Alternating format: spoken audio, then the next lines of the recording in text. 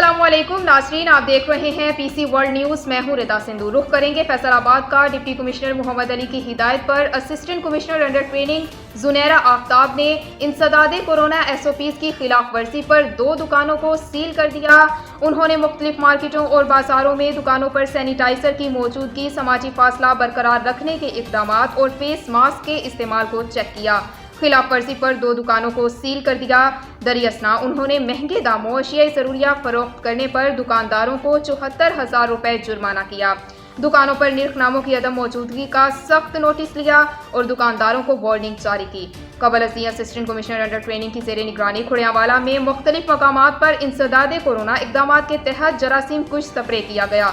Assistant commissioner under training ने बताया कि स्प्रे का मकसद कोरोना वायरस के खदशात का खात्मा करना है।